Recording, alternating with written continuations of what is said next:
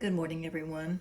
This is a continuation of my Staffordshire Terrier that I am drawing. If you've watched the first two videos, you saw how I laid in the outline, the eye structure, the nose structure, and I've taken my black pencil and I've laid it on the side to show where the coat is smooth. It's actually just kind of a glazing technique.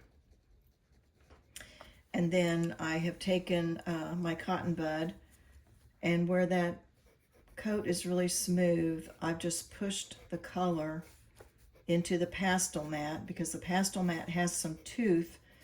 So that's one of the great things about pastel mat. It allows you to push the color in the paper, but also when you use another color on top, it will blend really nicely. You can see how that's really kind of coming along. Right in this area, I don't really want to blend a whole lot because you can kind of start to see his individual hair strokes in there, but I'm going to blend it a little bit.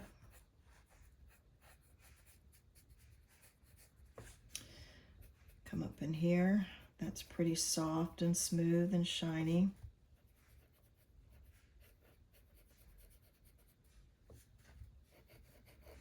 This area is too.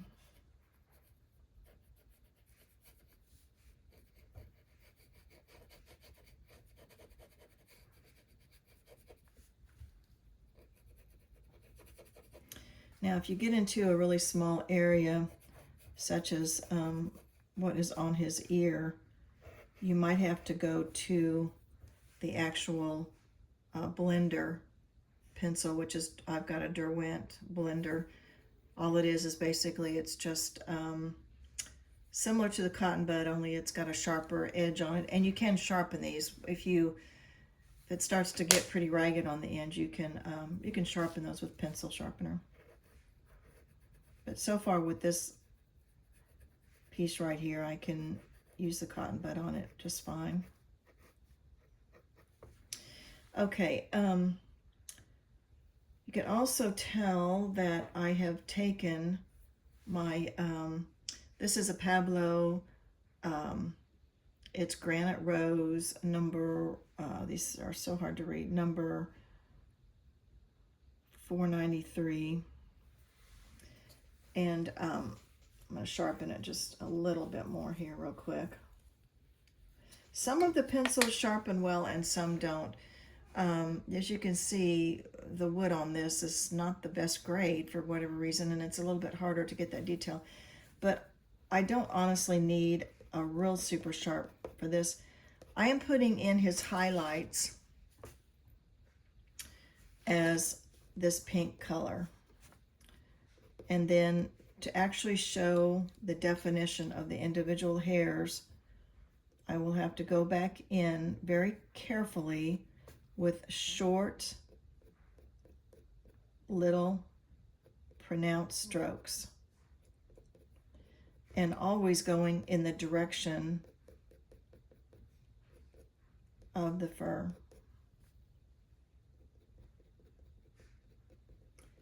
That's the number one rule with dogs, going in the direction of the fur, or if you're drawing a bird, you've got to put those feathers in, going in the direction that the feathers lay on the bird. Now also too, you've noticed between this light area here and around there, it is darker.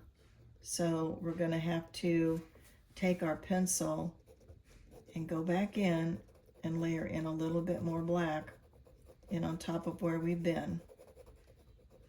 And you say, well, why didn't you do that to begin with? You need to make sure you get all of your values, light and dark values, right. So I kind of start out easy with that, and then when I can tell, hey, this area needs to be darker, I can make that darker. Once you make something dark, it's very difficult to lighten it back up again.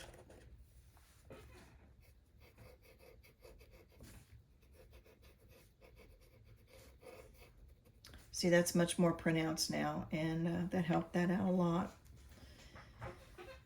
Now around his, on his face there, around his nose and stuff, I've gotten this part in. I'm going to very carefully lay down a little bit of black just by glazing.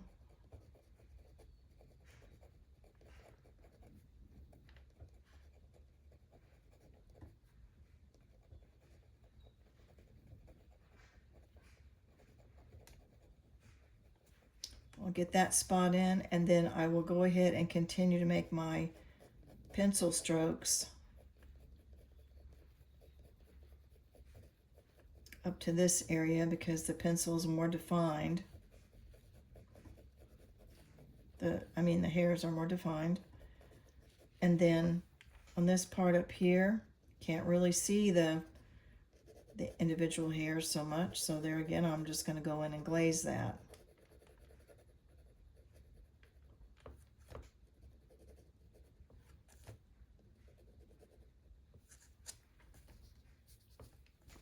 And up above.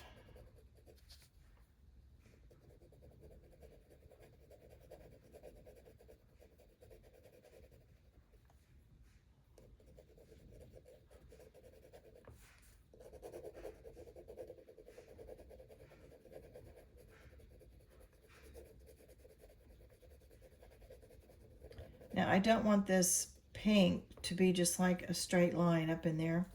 So this is called toothing. It's where you bring the individual hairs up into a different color, just called toothing it.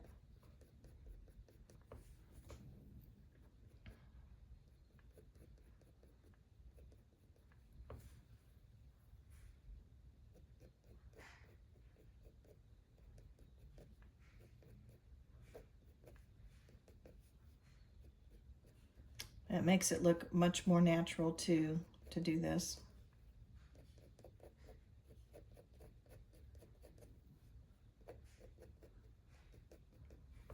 Okay, we're getting the majority of his face at least outlined and put in. I've got to be careful with this nose. There's a little bit of black there, but I want to really go easy because it's not a real standoutish black. It's actually more of a light gray blue black.